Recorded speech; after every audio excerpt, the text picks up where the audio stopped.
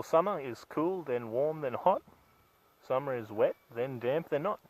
Dams are dry and baked like stone. Hot winds come and then they go. On the skyline smoke arises, and you realise forest fires.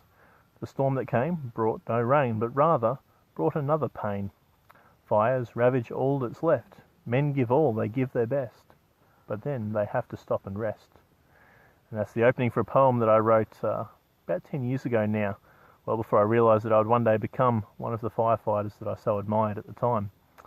And I have spent the last few months and all of summer here in Australia as a firefighter. The last 5 days even, fighting fires in the local district.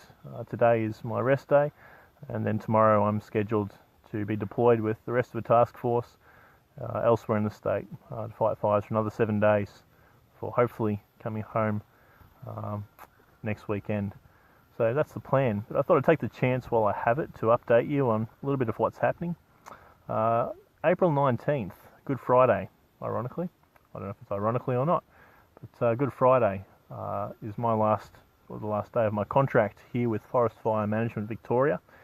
And though there's a fair chance that I may get offered an extension, given the dryness of the season, at this stage I'll have to say no, as I've accepted an invitation to return to Papua New Guinea and facilitate a Kairos course. You may be aware that I spent a couple of days assisting with the Kairos course on my way home last time. And so it looks like I'll be going back for another course there, end of April, start of May.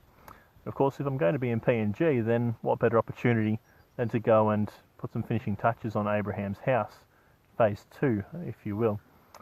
And yes, I'm excited for that opportunity, looking forward to it, as is Abraham, and as are many of his friends who have already heard that I may be coming back and have been messaging me, when are you coming, what are you doing, will we see you, which is all exciting.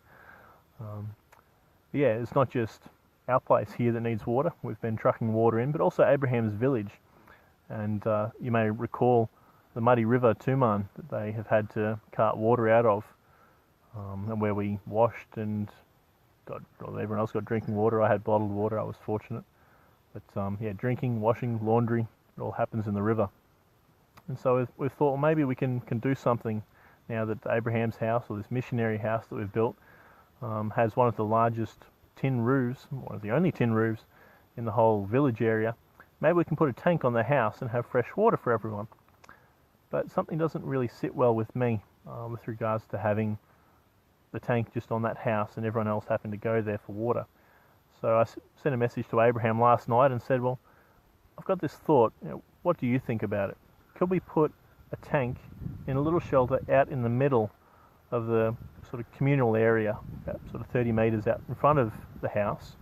It's close enough to the house that you can still get water yourselves, but it's closer to the other houses and everyone can come more freely, and it can be sort of a communal focal point in the village. He said, that's a brilliant idea, let's do it. And so that's the thought there.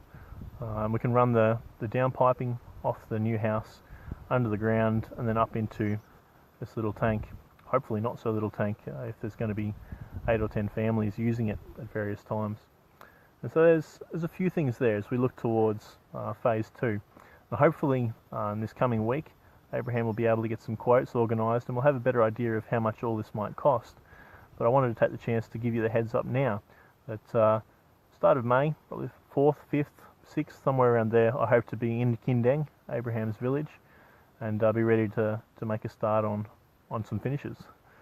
And if you're wanting to be a part of that, either in coming over, I know there are a couple of people who are interested in coming, then now's the chance to try and put in for some leave. And certainly also for support, further support, not just to finish off Abraham's house as such and get him finally living in there, but also for some water for the community. So a few things. There's a couple of sections of veranda to put around the house, the guttering on the house, the piping over to a new tank, obviously the tank stand, which will only hopefully be about 1 metre high, be enough to get water out of, and then the materials for a new shelter. There'll be some stairs, a little bit of concreting, and also lining the inside of the house. It's all looking good outside, the windows have come up nicely. I've been able to send a bit more money over as I've been making money here with a job, and yeah, they've got windows in most of it and it's looking quite tidy, painted up the edges. But yeah, there's still no actual solid walls inside. It's all still skeleton. So hopefully we can get some plywood on there, get some walls and the ceiling all tidied off. And yeah, there's a thought too that maybe my mother even would be able to come over with me on this trip. She was born over there, as some of you may recall, hasn't been back since she was a 6-year-old, and is both excited but also nervous about the prospect of going overseas for the first time as an adult. Will the family be okay here without her? And will she be safe? I said it's okay. Well, she'll be with me and with Abraham and others while we're there. Yeah, obviously I'll have some finishing touches on the house to make it suitable to take my little mother across there as well. So yeah, some things to think about, pray about, yeah, and see where the Lord takes us in all of this in the coming weeks. Hopefully, in the next 2 weeks, I'll be able to give you a more accurate update. But certainly hear some thoughts and some ideas, and yeah, look forward to partnering with you again as the Lord leads. Bless you. Talk soon.